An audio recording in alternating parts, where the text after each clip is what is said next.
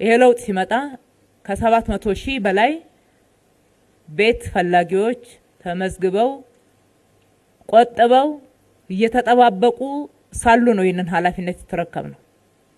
በሌላ በኩል ደግሞ ከተማ ላይ በሚሊዮኖች የሚቆጠሩ ቤት ጠያቂዎች አሉ። በየጊዜው ወደ ከተማው በሚደረገው ፍልሰት ወደ አዲስ አበባ ከተማ የመጣ ሁሉ ቤት ነው የሚለው።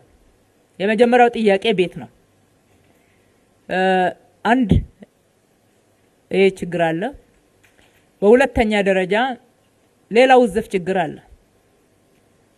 ለቤት ልማት ለጋራ መኖሪያ ቤቶች ከተማዋ ዋስትና የሰጠችበትና የተበደረችበት ወደ 50 ቢሊዮን የሚሆን እዳን የተረከብነው ያልተከፈለ ከየትኛው የተሰራ የቤት ልማት ነው የሚከፈለው ሲባልም ግልጽ የሆነ ምላሽ ያላገኘንለት የተወሰኑ ብቻ በሂደት ላይ ያሉ ቤቶች ሲጠናቀቁ የቆጣቢዎች ገንዘብ ሊከፈል የሚችል ለዛውም 20% ማለት ነው። ከዛ ያለፈ አይደለም።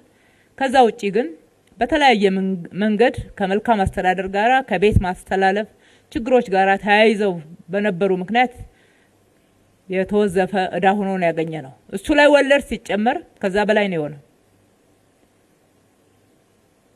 በዚህ 5 ዓመታት ወደ 61 ቢሊዮን ከፍለናል። በዚህ ሩብ ዓመት ብቻ ከ1.1 ቢሊዮን ብር በላይ ነው የከፈልነው።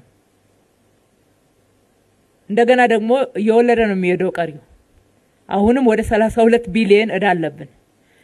ይሄንን ወደ ቤት ልማት ብንቀይረው ኖሮ የት ልንደርስ እንደምንችል ማየት ይቻላል። እንደዛም ሆኖ ወደ 380,000 ቤቶችን አጠናቀናል በእነኚህ ለውጥ ዓመታት።